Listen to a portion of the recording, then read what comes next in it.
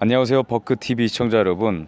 오늘은 차이나 인사이드 아웃이라는 코너, 중국 현실의 민낯을 다각도로 보여주는 첫 시간인데요. 가장 먼저 월스트리트 저널에서 제작한 중국의 완전 감시 사회라는 영상이 짧으면서도 중국 통제 아래에 있는 위구르 민족의 현실과 소수 민족을 지배하는 중국 정부의 방식을 가장 잘 묘사한 것 같아서 보여드리고자 합니다. 버크 TV 자체 번역으로 전해드립니다. 到处都是监控，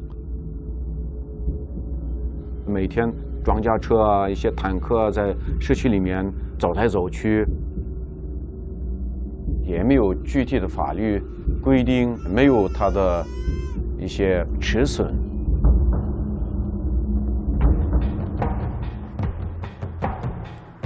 Reporting in Xinjiang, in China's far northwest, feels like traveling in a war zone. So we're here in Urumqi, which is the capital of Xinjiang, in a market downtown.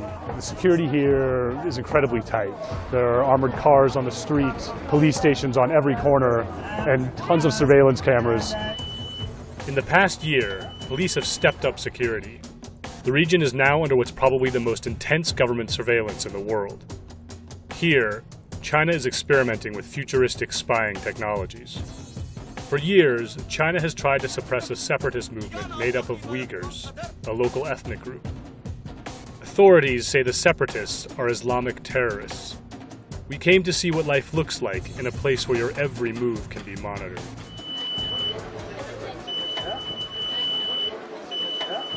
To be in Xinjiang means being checked every day, multiple times a day. When you go to a market, when you drive a car, when you take a train, even your smartphone is checked. As reporters, we were stopped dozens of times by police in just a few days. Our interviews were interrupted. We were detained and chased out of town. Daily life can be exhausting even for people who approve of the security, like this wine shop owner we met. 非常麻烦，就会给人造成一种困扰。人一旦有了困扰，他就不愿意去干这个事。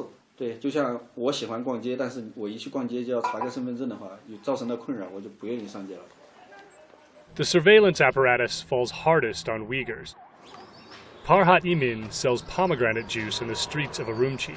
He used to sell Islamic items, but after ethnic riots in 2009, the police forced him to close his shop. 执法局打的把我，而且土行打的，把牙打掉了，土打掉了。 Imin has had run-ins with authorities since.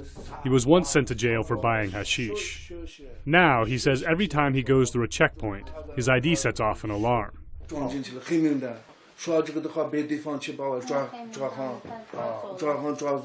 还走了。 Imin says authorities are targeting him because he's Uyghur. The government didn't respond to requests for comment. 好几次我给弹幕说呢，枪毙掉，我就不上火了。 Chinese rulers have been trying to control Xinjiang for roughly 2,000 years. The region is well positioned for controlling trade routes between Europe and Asia.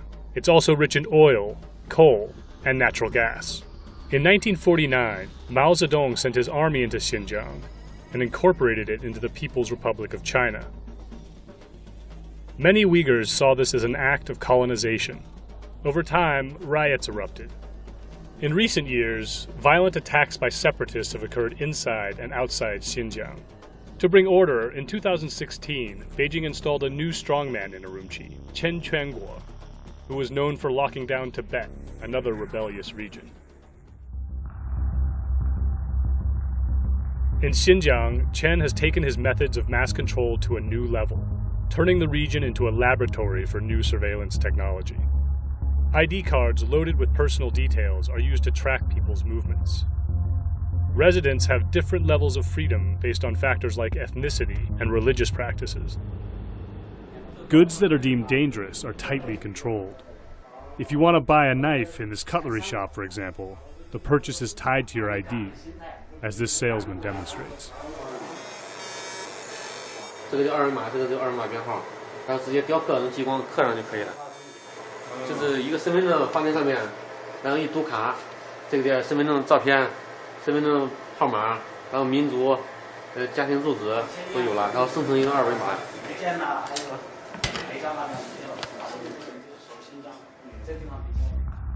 The system also tracks faces. An immense network of security cameras, some equipped with facial recognition, is constantly monitoring the streets. Facial recognition systems are also used to match people with their ID cards, everywhere from shopping malls to gas stations. Authorities use artificial intelligence that can alert them if someone in a video is walking too fast or parked in the wrong spot. The government has also massively increased human surveillance. It has recruited 6 times more policemen this year than it did in 2015. Cities are now dotted with brand new police booths, one every couple hundred yards in some Uyghur neighborhoods.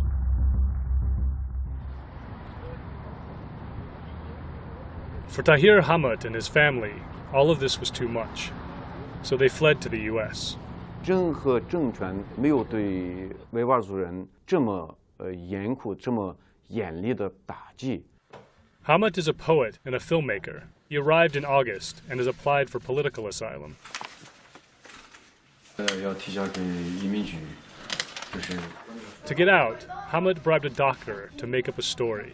His daughter had to be treated for epilepsy in the US. 我一直担心，可能有新疆的警察会拦截我。 Hamad says the situation in Xinjiang took a turn for the worse in the spring this year. Police started collecting massive amounts of detail about the lives of Uyghur residents. 这个表格呢，就是发到每一个人的手里。这边有很多信息，他的民族身份、维吾尔族、无业人员、有护照、每日礼拜，这是给人打分，判断这个人是放行人员还是一般人员还是不放行人员。 Hamad and other Uyghurs in exile say people categorized as unsafe were sent to study centers for political education. We found one of the so-called schools buried down a rural road on the outskirts of Kashgar. It was newly built and looked more like a prison, with watchtowers and walls topped with razor wire. 这是说白了，就是集中营。这个时候就通过监控来指定抓什么样的人。 The government didn't respond to our request for comment, but Hamad says many more people are being detained today than in the past. 很多人他不知道为什么被抓，不知道把他送到哪里，不知道什么时候放出来。 In Xinjiang, China's experiment with surveillance isn't just about fighting terrorism. It's also about Xi Jinping's ambitions. One of the Chinese president's signature initiatives is to develop trade routes across Eurasia, and Xinjiang is considered key to its success. President Xi, I want to thank you. On top of that, Western leaders are reluctant these days to publicly challenge Xi Jinping on human rights. That means one thing. The surveillance state in Xinjiang is likely to keep expanding. 也就是梦见新疆，梦见乌鲁木齐。第二天醒来呢，一看，第二天醒来以后，我们觉得是在美国，很安全。